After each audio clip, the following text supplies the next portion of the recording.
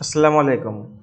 গত ভিডিওতে আমি বলছিলাম যে ইউএস টেক এইখান থেকে আপসাইডে যাওয়ার সম্ভাবনা বেশি এবং এই ধরনের সেল অফের পরে এই ধরনের অ্যাকুমুলেশন বেয়ার মার্কেটের প্যাটার্ন না। বেয়ার মার্কেট সাধারণত বা একটু যদি বড়সড় কারেকশন ফেজ আসে তার যে প্যাটার্ন সেটা হচ্ছে এখান থেকে ভি প্যাটার্নে 50% মতো উপরে উঠে আবার নিচে নামবে, ঠিক আছে? অর্থাৎ মার্কেট দাঁড়াবে না এখানে, ঠিক আছে? তো এটা হচ্ছে গিয়ে বেয়ার মার্কেটের প্যাটার্ন ছিল।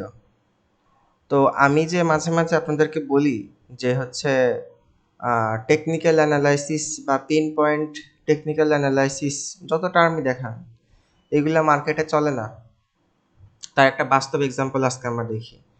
এবং হচ্ছে আমি এটা বলি যে এই যে আমরা 1:2 1:3 রিস্ক রিওয়ার্ড রেশিও টেকনিক্যাল অ্যানালাইসিসের উপর ফোকাস করে যে ট্রেডিংগুলো করি, এখান থেকে ইতিহাসে কেউ কখনো টাকা এই ওয়েতে বানায় নাই।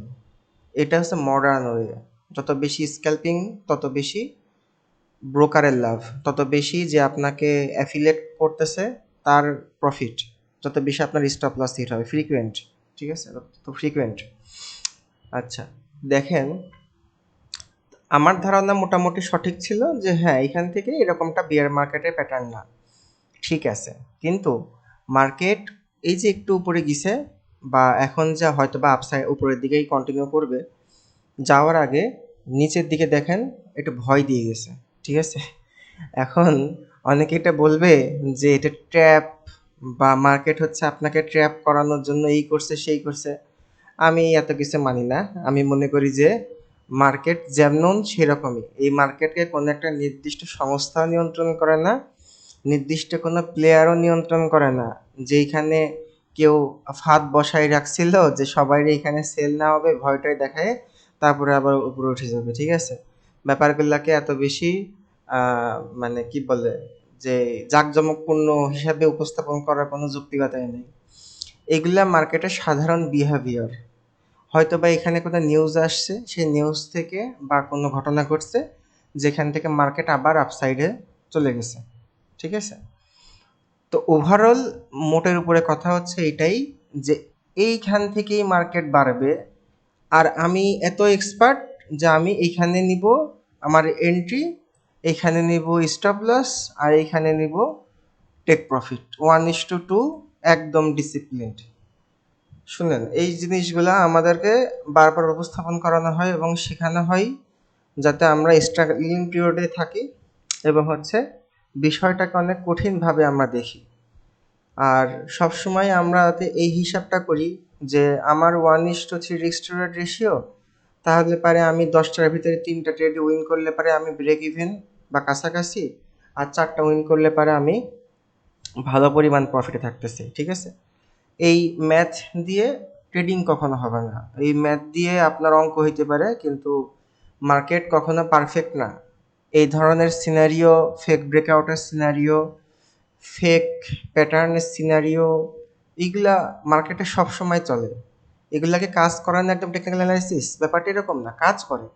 কিন্তু আমরা যেরকম চাই যে আমি মার্কেটকে এতটুকু জায়গা দিব, মার্কেট এর ভিতরেই এই মুভটুকু দিবে এইদিকে, এত কিছু তো মার্কেট দেখবে না।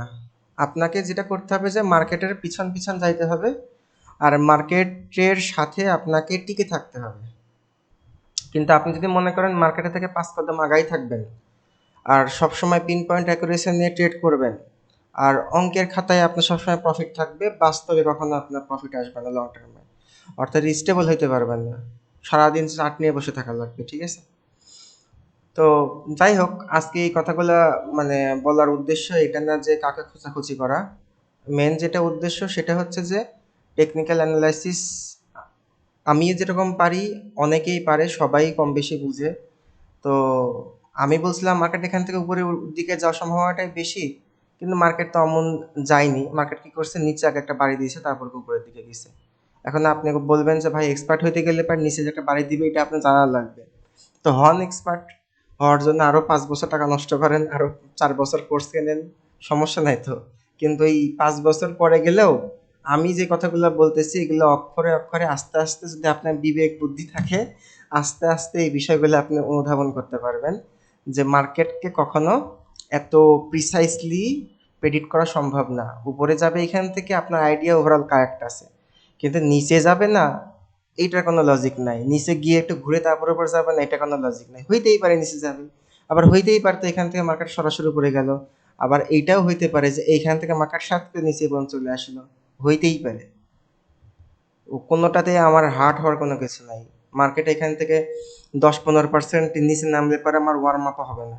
মানে আমি যেরকম ভাবে চলি, আমার কোনো যাই আসবে না, কারণ আমি এরকম চিন্তা করি না যে আমি $100 ঢুকাইছি এই মাসে, তাহলে পারে আমার এই মাস শেষে আমার এটাকে $300 করতে হবে বা $200 করতে হবে।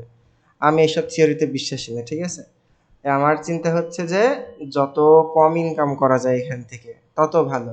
কিন্তু এখানে যে পরিমাণে লেভারেজ এই আপনার হচ্ছে ফরেক্স ব্রোকারগুলোতে, আপনি যদি সবচাইতে কম ইনকামও করতে চান, 0.01 লটের ট্রেড নেন, তাহলে দেখবেন যে আপনি প্রফিটেবল থাকলে বছর শেষের 300% 400% প্রফিটেবল থাকবেন।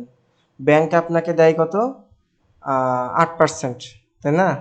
আপনি শেয়ার মার্কেট ইনভেস্ট করলে পারে ব্যবসাগুলো আপনাকে লভ্যাংশ দেয় কত বছরে? 15% ক্যাশ ডিভিডেন্ড দেয়, 15% স্টক ডিভিডেন্ড দেয়, এতটুকুই দেয়। তো যদি আপনি এখান থেকে সবচেয়ে কমও নেন, তাও বছরে ঘুরলে পারে আপনার ক্যাপিটাল 3-4 গুণ হবে, যেটাও highly highly highly highly risky.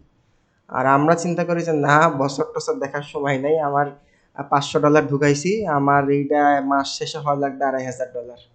যে গতকালকে একজনের ভিডিও দেখলাম, একটা ইনফ্লুয়েন্সারের, তো সে ওখানে দেখাইছে কত, যে তার অ্যাকাউন্টে $250 ছিল, একটা গোল্ডের ট্রেড নিছে, তার ওখান থেকে প্রফিট হয়েছে 3500, ঠিক আছে। অর্থাৎ $3500 তার ওই অ্যাকাউন্টে হয়ে গেছে।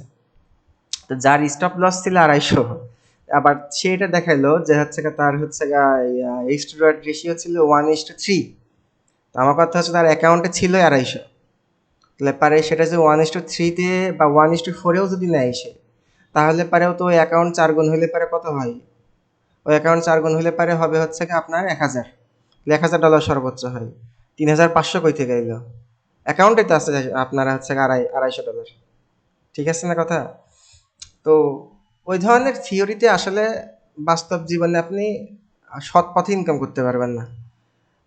আর বাটপারি, চিটিং বাটপারি, স্ক্যামিং করলে পারে বহুত পদ্ধতিতে ইনকাম করার সুযোগ আছে, কিন্তু সৎ পথে এভাবে আপনি ইনকাম করতে পারবেন না। কারণ যদি একটা $250 অ্যাকাউন্টকে আপনি একদিনের ভিতরে $3500 নিয়ে যান, আপনাকে কেউ এখানে রাখতোই না। আপনাকে একদিকে আম্বানি নিয়ে কাড়াকাড়ি করতো, আর একদিকে ওয়ারেন বাফেট নিয়ে কাড়াকাড়ি করতো।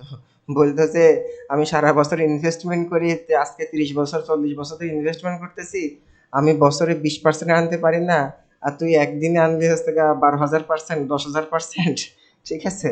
তো তোরে তো রাখা যাবে না, তুই আমার কাছে আয়। তো ওগুলার সাথে আসলে বাস্তবতার কোনো সম্পর্ক নেই, এগুলা সবই মানুষের ব্রেন ওয়াশ, কোর্স সেল করার জন্য আর অ্যাফিলিয়েট আনার জন্য, সিগন্যাল সেল করার জন্য। ঠিক আছে, সবাই ভালো থাকবেন, যার বুঝার সে বুঝবে, না বুঝলে তো কিছু করার নাই। আল্লাহ হাফিজ।